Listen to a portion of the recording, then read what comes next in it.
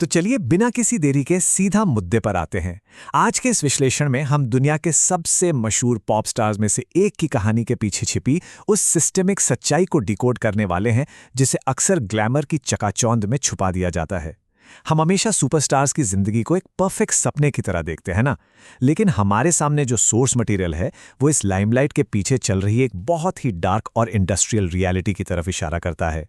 और सच कहूं तो ये सिर्फ एक व्यक्ति की कहानी नहीं है, ये उस पूरी मशीनरी का कच्चा चिट्ठा है जो एक सितारे को रातों रात बनाती है और फिर कभी-कभी उसे पूरी तरह से तोड़ भी देती है। जरा इन दो तस्वीरों के कंट्रास्ट को देखिए, ये अपने आप में सब कुछ कह देता है। बाईं तरफ 2010 का वो दौर है जब महज एक 16 साल का लड़का ग्लोबल चार्ट्स और दुनिया भर के एरिना पर राज कर रहा था, एकदम उल्कापिंड की तरह अभूतपूर्व राइज। लेकिन दाईं तरफ 2022 की वो तस्वीर जिसने पूरी दुनिया को झकझोर कर रख दिया। वही सुपरस्टार अब एक वयस्क के तौर पर रैमसे हंट सिंड्रोम, चेहरे के लकवे और एक गहरे भावनात्मक संकट से जूझ रहा था। ये दो एकदम विपरीत तस्वीरें हमें सोचने पर मजबूर कर देती हैं कि आखिर इन 12 सालों के बीच ऐसा क्या हुआ जिसने उस लड़के से इतनी भारी कीमत वसूल ली। और यहीं से इस पूरी चर्चा का सबसे बड़ा सवाल खड़ा होता है, ये जो डाउनवर्ड स्पाइरल या पतन हमने देखा, क्या ये वाकई सिर्फ उस इंसान के अपने गलत फैसलों और व्यक्तिगत विफलता का नतीजा था, या फिर ये एक ऐसे औद्योगिक इकोसिस्टम का डिजाइन था जिसने सिर्फ और सिर्फ अपने मुनाफे के लिए एक इंसान पर अमानवीय दबाव डाला। आज हम बिना किसी का पक्ष लिए सीधा सोर्सेस में मौजूद तथ्यों के आधार पर इस उलझी हुई कहानी की तह तक जाएंगे। तो शुरुआत करते हैं हमारे पहले भाग से, एक बच्चे से एक उत्पाद तक का सफर। चलिए थोड़ा फ्लैशबैक में चलते हैं। साल था 1994, ओंटारियो का एक छोटा सा शहर। एक बच्चा जो बिना किसी ट्रेनिंग के ड्रम्स, गिटार और पियानो बजाना खुद ही सीख गया था। शुरुआत बहुत ही मासूम थी। यूट्यूब पर कुछ कैजुअल वीडियोस अपलोड किए गए, वो भी सिर्फ दूर बैठे रिश्तेदारों को दिखाने के लिए। लेकिन फिर एंट्री होती है म्यूजिक एग्जीक्यूटिव स्कूटर ब्रॉन की, जिनकी नज़र इस टैलेंट पर पड़ी। इसके तुरंत बाद उस लड़के को अशर से मिलाने के लिए सीधा अटलांटा ले जाया गया और फिर एक बड़े म्यूजिक लेबल के साथ कॉन्ट्रैक्ट साइन हो गया। सोर्सेज बहुत स्पष्ट रूप से बताते हैं कि तकनीकी तौर पर ठीक यही वो पल था जब एक 13-14 साल का आम बच्चा एक विशाल इंडस्ट्रियल मशीन के लिए एक कमर्शियल प्रोडक्ट में बदल दिया गया। अब बढ़ते हैं हमारे दूसरे भाग की तरफ और देखते हैं कि इस बीबर फीवर की असली कीमत क्या थी। 2010 में जैसे ही डेब्यू हुआ और बेबी गाना रिलीज हुआ, उसने पूरे दुनिया में तहलका मचा दिया। एक ऐसा दौर शुरू हुआ जिसे बीबर फीवर कहा गया। लेकिन इस दीवानगी को समझने के लिए हमें इस टर्म पैरा सोशल फैंडम को समझना होगा। ये एक ऐसा एक तरफा रिश्ता होता है जहां फैंस किसी सेलिब्रिटी को इतना ज्यादा देखने लगते हैं कि उन्हें लगता है वो उनका कोई निजी दोस्त या रोमांटिक पार्टनर है। इस जुनूनी फैंडम और पापराजी की वजह से उस युवा की प्राइवेसी पूरी तरह से खत्म हो चुकी थी। हर एक सांस, हर एक कदम कैमरे में कैद था। इंडस्ट्री को इससे कोई दिक्कत नहीं थी क्योंकि जो लगातार एक्सपोजर था ना, यही उनके लिए करोड़ों का मुनाफा छाप रहा था।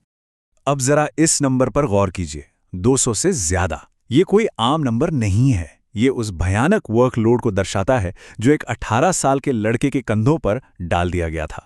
साल के 365 दिनों में से 200 से ज्यादा दिन शोज करना, लगातार स्टूडियो में रिकॉर्डिंग करना और फिर back to back media interviews. आप सोच कर देखिए, एक 18 साल के इंसान के लिए ये कितना अमानवीय दबाव है। इस शेड्यूल ने उससे शारीरिक और मानसिक दोनों ही तरह से पूरी तरह निचोड़ कर रख दिया था। और इसी थकावट का जो नतीजा निकला वो है हमारा तीसरा भाग, अपरिहार्य पतन। एक ऐसा डाउनफॉल जो होना ही था।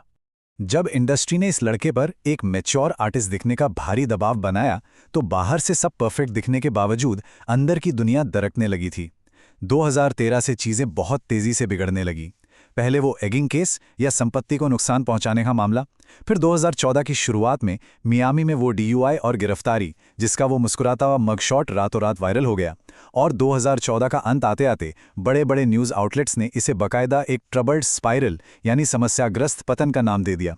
मीडिया ने बड़ी ही चालाकी से उसके इन संघर्षों को एक मसालेदार कहानी और वार्निंग साइन की तरह बेच डाला और उस सबके पीछे जो असली दर्द था उसे पूरी तरह से इग्नोर कर दिया। और यहीं पर सोर्सेज एक बहुत ही चुभने वाला सवाल हमारे सामने रखते हैं। क्या उस इंडस्ट्री ने, उस मशीनरी ने उसे बचाने की कोशिश की, या फिर मुनाफे के लिए उसे और ज्यादा उकसाया? रिपोर्ट्स के मुताबिक पापाराजी जानबूझकर उसे ट्रिगर करते थे, गुस्सा दिलाते थे। क्यों?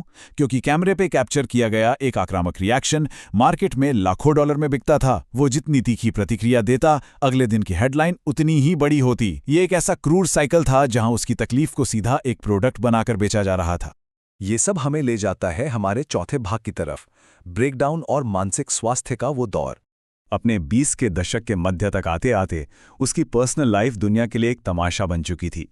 2018 में शादी के बाद सपोर्ट तो मिला, लेकिन मीडिया की उस खतरनाक स्क्रूटनी ने उसे अंदर से और अकेला कर दिया। वो गंभीर डिप्रेशन, बचपन के अनसुलझे ट्रॉमा और उस भयानक दर्द से बचने के लिए नशीले पदार्थों के इस्तेमाल से जूझ रहा था। लेकिन बात सिर्फ मेंटल हेल्थ तक नहीं रुकी, उसकी बॉडी ने भी जवाब देना शुरू कर दिया था। लाइम रोग, क्रॉनिक मोनोन्यूक्लियोसिस, मिनी स्ट्रोक और राम से हंट सिंड्रोम जैसी गंभीर बीमारियों ने उसे घेर लिया। और सबसे दुखद बात जानते क्या है? कई बार तो मीडिया ने इन गंभीर हेल्थ क्राइसिस को भी सिर्फ एक पब्लिसिटी स्टंट बोलकर खारिज कर दिया था। अब आप सोचेंगे कि इस सब के दौरान उस मैनेजमेंट इकोसिस्टम का क्या स्टैंड था? बिल्कुल स्पष्ट। जिस मशीनरी ने उस युवा के स्टारडम से बेहिसाब दौलत कमाई थी, उसने इस पतन की कोई जिम्मेदारी नहीं ली।